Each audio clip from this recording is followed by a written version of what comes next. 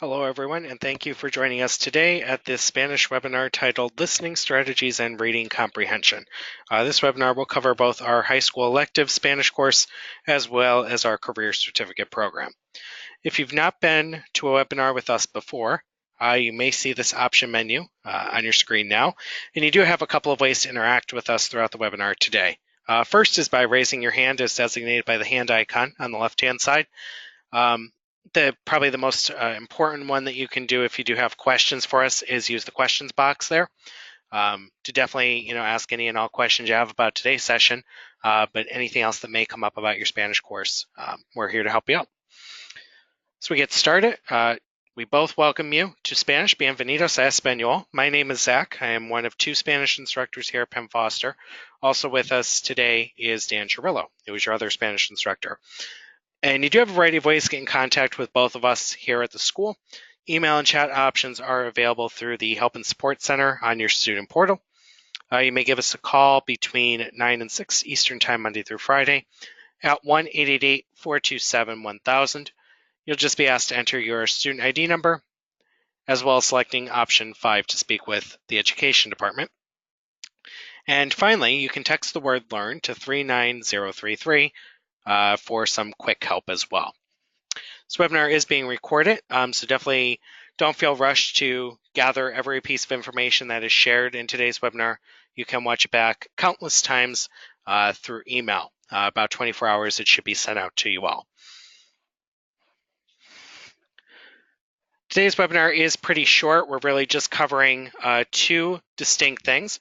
We're going to identify and describe listening strategies in the foreign language class, as well as practicing some reading comprehension in today's session.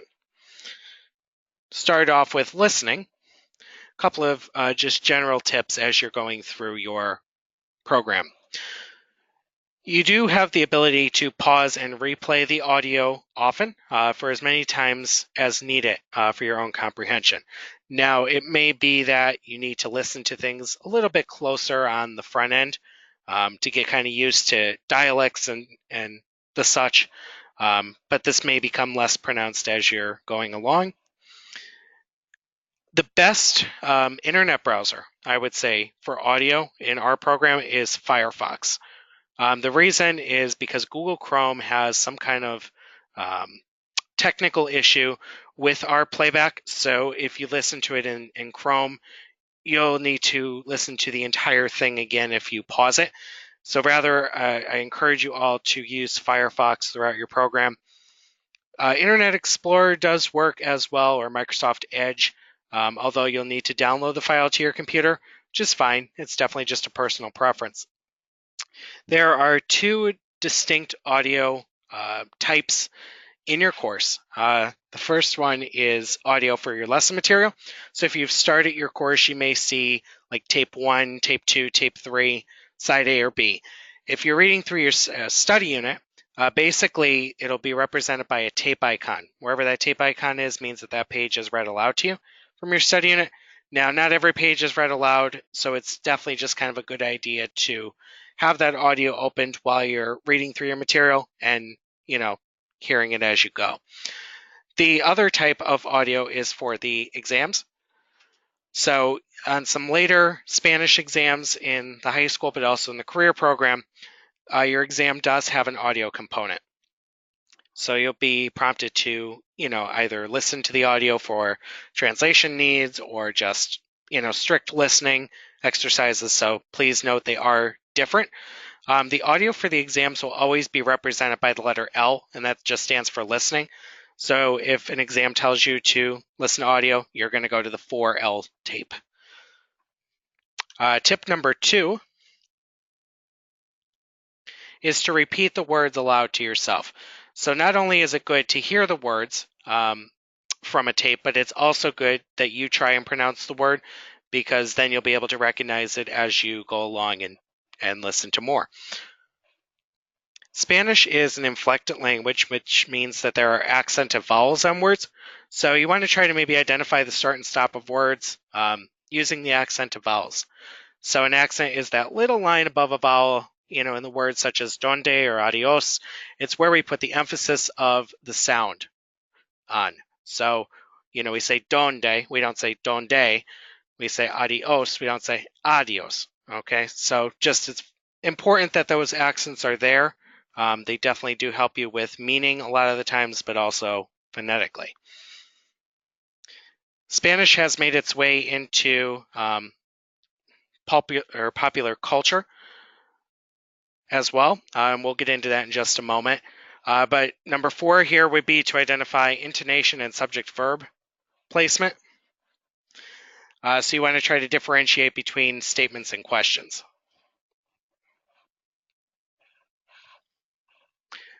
So a general kind of rule of thumb is when you're listening to a sentence, okay, a statement, you're going to have kind of a natural order of the words. Your subject may appear first, your object, your verb, etc. But when you're dealing with a question, your verb is actually going to come to the front of the sentence. So if you hear a verb first, you're probably asking someone a question. And what we mean here by, the intonation, again, that kind of goes with the accent of vowels. So, where are we putting the emphasis on, what part of the sentence or what part of the word? The last one here, to recall keywords and phrases that you already know. As I was saying, Spanish has made its way into popular culture. So we pretty much see it, on a daily basis. You may even be kind of not knowing that you're hearing Spanish, but pay attention to movies and songs and etc. You can try and listen to those and play them with subtitles, so you can start to put things together. Put the puzzle pieces together. Also, if you have anyone that speaks Spanish, whether it's a family member, a close friend, even someone in your hometown, they may be willing to have a Spanish conversation with you. And by doing this, although it may be a little bit intimidating, it's great practice to help you, with your own comprehension, but also practicing the language. There are a variety of apps in today's world of technology. So definitely please use these apps that are listed here on your screen. These are just a sampling, but definitely will help supplement your learning as you go through your course. The first one has probably become the most popular one recently, called Duolingo, and it's really set up as kind of a mission sort of game interactive activity where you kind of progress through the levels and gain more concepts, and it's not just kind of reading a foreign language and translating. There's a lot more to it. Rosetta Stone has been around for a very long time. Probably one of the first ways to learn language in this modern world is through Rosetta Stone. So definitely, I know they have some free trials that you can try on there. It is a pretty expensive product, so as far as a purchase, it might not be feasible, but definitely take advantage of their free services.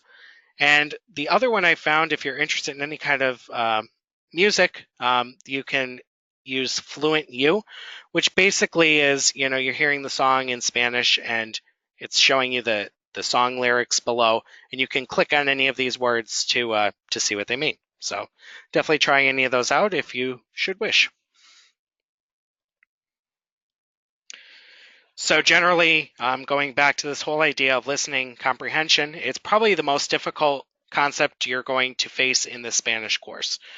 So definitely please use the tips and strategies that we've talked about previously to aid in that. As I've mentioned, also there are a few exams with audio components, and the one that often gives students the most trouble is this exam 12. In Spanish, this would be the last high school written exam for Spanish, but in career school, you do have a couple of more as well. So in exam 12, you're presented with a translation section, which is standard across most of the written exams in Spanish. But the second part, you're listening to an audio passage and trying to summarize that passage in English based upon what you've heard. So just kind of a three-step process here. Maybe the first time you're going to listen to it, you're trying to pick up these, these keywords and phrases. What makes sense to me? What words do I know right off the bat? Can I get any idea of knowing what this passage is talking about? Number two, you might be listening again to try and take some notes, some more structure to what you've been hearing throughout. And then a third time around, you might be filling in any missing gaps. Now, definitely this is not a foolproof system, but it seems to work, kind of taking things in small steps and building up. So you may need to repeat the process as many times as possible in order for your own comprehension. And again, this kind of applies to all exams, but you may have to listen to things a little bit more on the front end. But as you get familiar with a lot of the key words and phrases, it may become easier as you're going along. While we're on the idea of exams, regarding exam parts with audio, you are not able to skip the audio section on exams. This does result in your exam being returned to you for revision. Also, you must attempt the correct audio. So please note that each written exam has different audio clips. They are outlined as far as which exam corresponds to which audio, but just be aware that your exam could get returned to you for not doing the audio.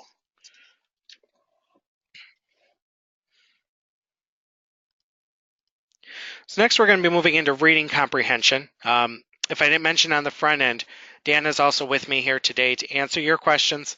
So I'll just pause for a couple of minutes, and if anybody has any questions, please feel free to type those in now. We'll get those answered before we move into the reading.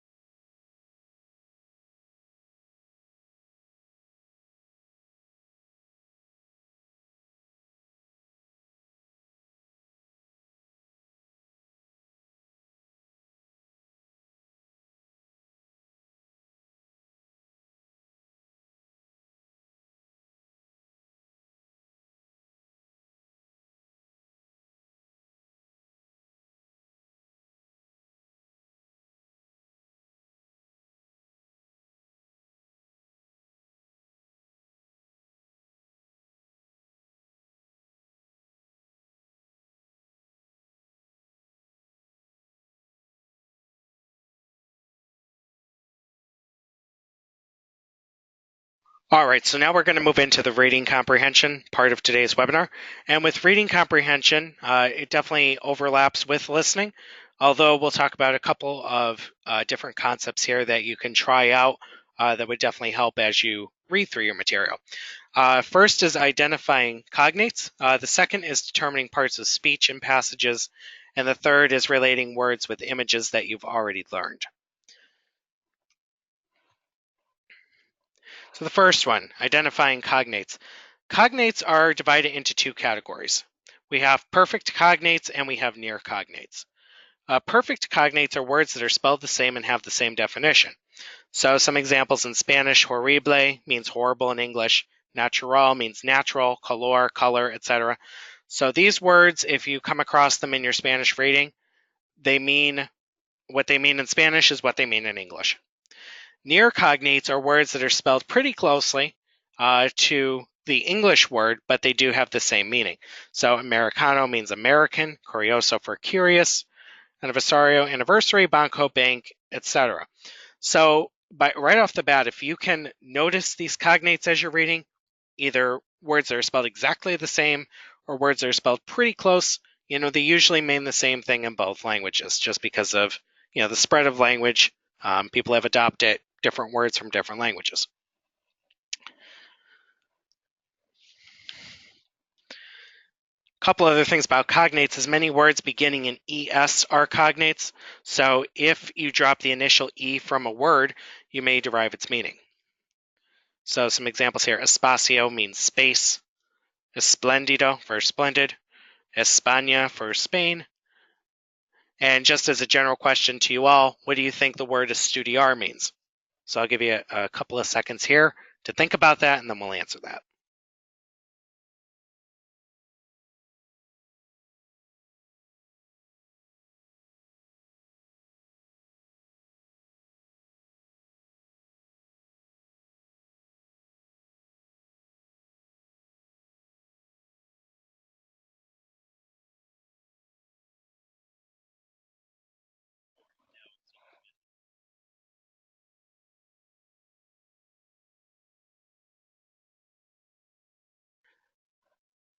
Okay, so if we look at the estudiar verb here, we see if we drop off that E, it looks like the word study, S-T-U-D. We're just missing the Y, so that's exactly what that word means, is study. So cognates, very important to know, definitely will help you out immensely as you go through the reading.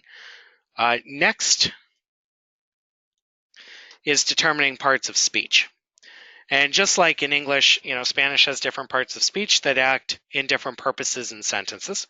So most commonly, nouns usually will be accompanied by an article. So what do we mean by an article? When we say the, a, or an in English, those are articles. Same thing happens in Spanish, and these couple of words below represent articles that you may see. So whenever you see a type of word like that, it's always going to be followed by a noun. So we have the definite articles up front, which mean the. So el, la, los, and las mean the. And then un, una, unos, and unas mean a, or an, or some in the plural. Adjectives. Adjectives, as we know, describe nouns. So sometimes they'll have the same ending as a noun in Spanish. The unique thing about Spanish adjectives is that a lot of times they're going to follow the nouns they modify. So in this example, in the first point here, el libro rojo, el would be our article the, from what we just learned about nouns. Libro is our noun, which means book, and then rojo means red. So this means the red book. So as you can see, libro ends with an O, rojo ends with an O. These words are definitely in conjunction with each other. And, there are exceptions to the rule. Of course, not all adjectives are going to end in O or there's going to be different nouns that have different endings. And there are a couple of adjectives that appear before nouns, but a lot of the times they will appear after. Next, verbs. Verbs are way too much to cover in this webinar. We have a couple of webinars in Spanish here devoted just to verbs, but just as a point of reference, that verbs do have a set number of endings, and by learning the endings of the different tenses, you'll be able to identify words quickly based upon those. Adverbs. Adverbs, most of those are going to end in mente, M-E-N-T-E. So if you see words ending in that, adverbs are going to correlate to another verb in the sentence, etc. So, just pay attention to those.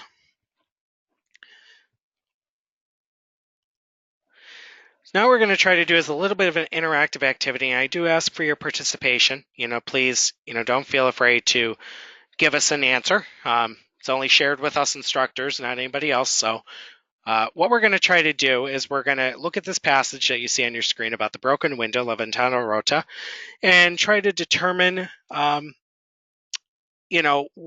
what parts of speech are included here, and how do we know why they are, say, a noun or a verb or an adjective.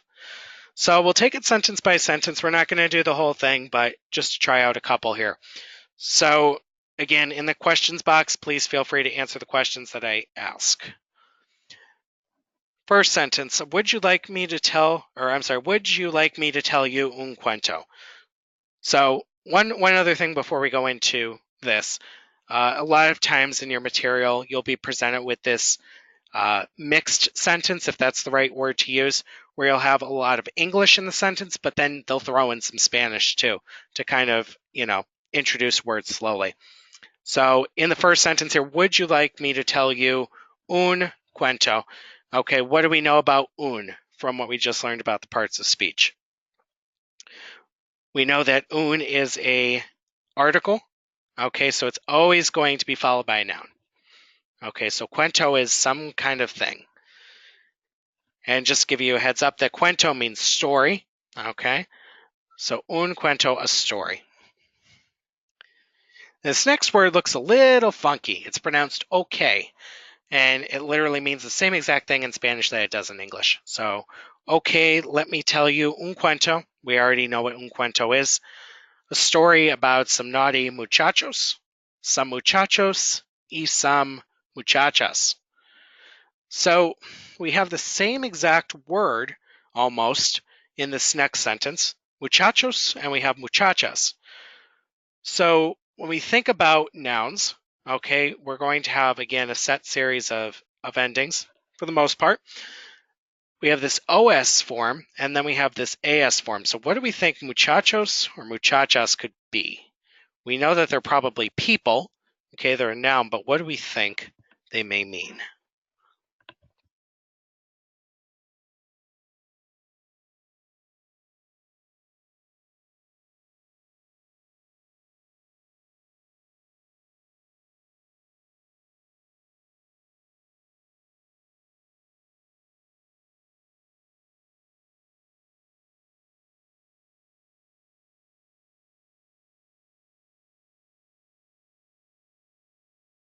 Looks like we got some answers here. So muchachos, boys, or we got male, which sort of related, right?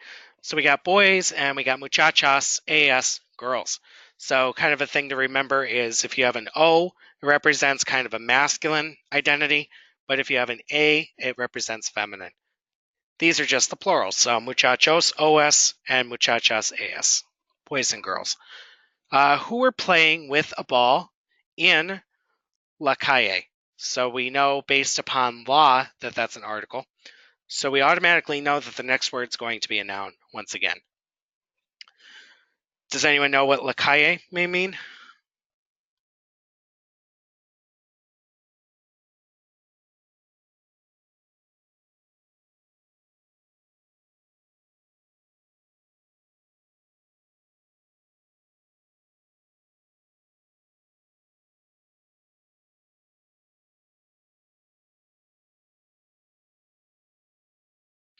Okay, so la calle,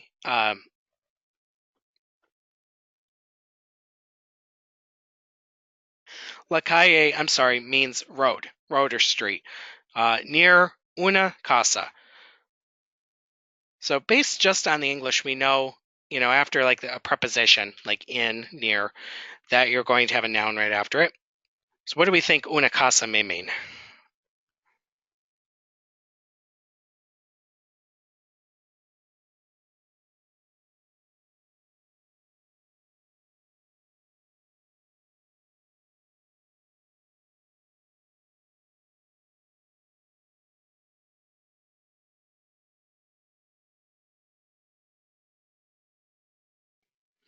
Casa is a pretty popular word. In Spanish, it means house.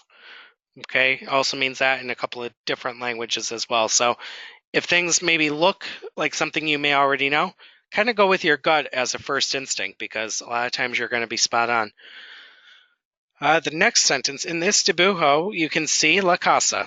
We already know what la casa means based on the last one. A lot of times you're going to have nouns that come from verbs. So dibujar in Spanish, dibujar, means to draw. So what do we think dibujo may mean? If the verb means to draw, this is a noun. What do we think dibujo is?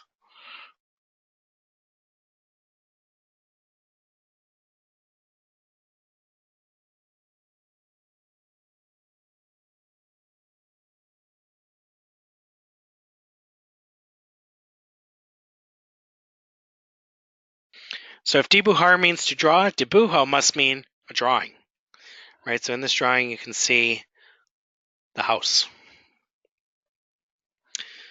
Now the next word is, very popular. Me. Me cuento. We already know that cuento is a story. So what do we think me cuento means? Kind of think of English. All you're doing is really replacing one letter here.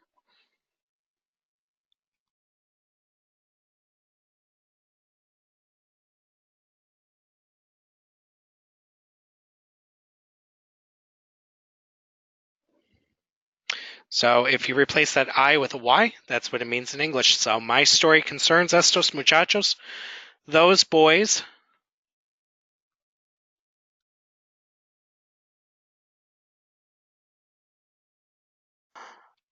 La pelota.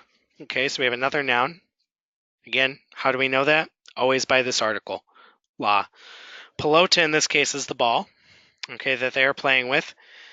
And E, right? This Y always going to mean just and. And una glass ventana, and a glass window. We know ventana is a window. On la segunda story de la casa. What do we think segunda looks like? Again, maybe changing some of the letters around. What does it sound like, segunda?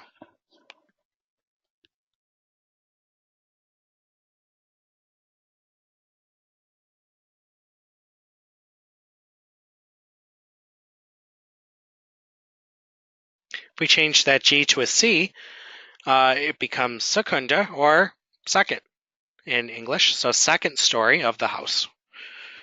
So that's all we're going to do as far as this interactive activity.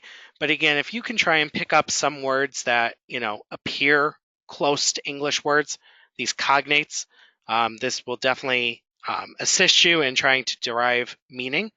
Definitely by identifying parts of speech, this is going to help you as far as, determining what's going on. You can't really mistake an adjective for a verb, an adverb, etc. So by identifying those couple of strategies that we talked about, this should help you out.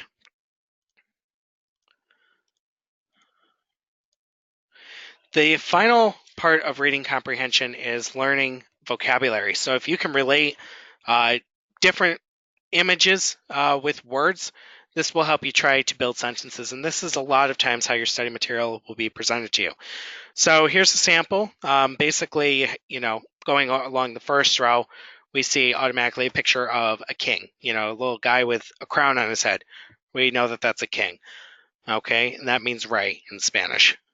The next image you have, looks like a head with, some kind of music coming out of that head's mouth, right? So that kind of represents someone that's singing. So canta. The thumbs up means well or good. So if you can represent that with something positive, bien. Person, the next one has, a head and it has a question mark. So we have no idea who, quién, etc. So, look through a couple of these images and, we'll try out a couple of sentences here below. So in the first one, by looking at the first image, again, the person with a question mark, who, and then the second image, sings. So in English, this means who sings, or in Spanish, quién canta.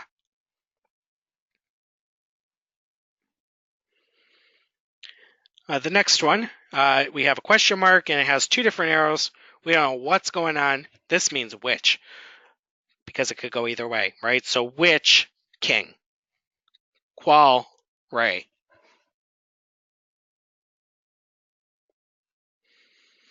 And then the third one, we have the king who always plays the drum,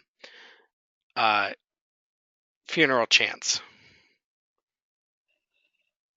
The king who always plays funeral chants.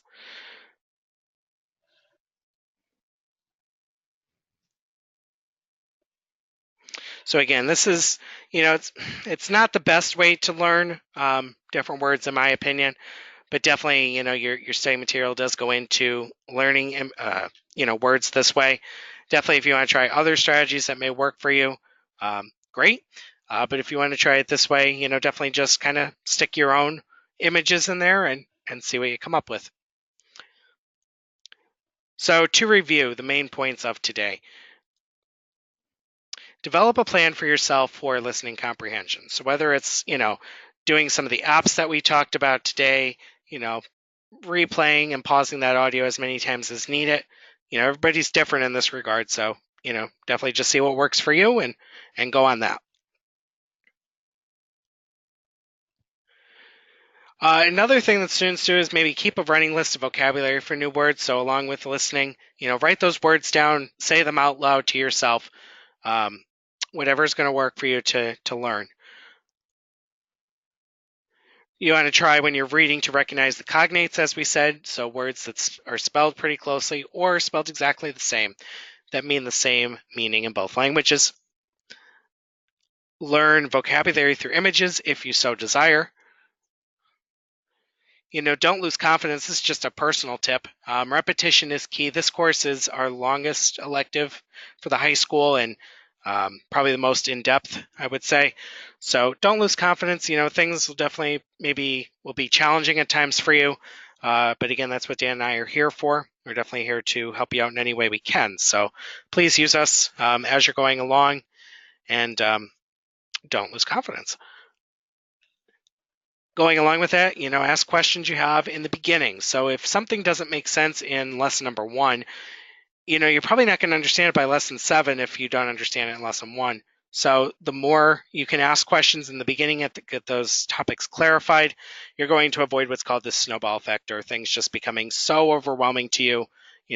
Essentially, snow that accumulates will eventually kind of trap you. So definitely just ask those questions as you're going along, and to not feel that overwhelmed sensation. And that basically does it for our webinar today. You may definitely ask any and all of your pre-going tests any questions you have now in the webinar question area. If you don't have time to stick around, please use one of the contact options on your screen as we discussed earlier. And Dan and I both wish you buena suerte en español. Good luck in Spanish, and have a great day.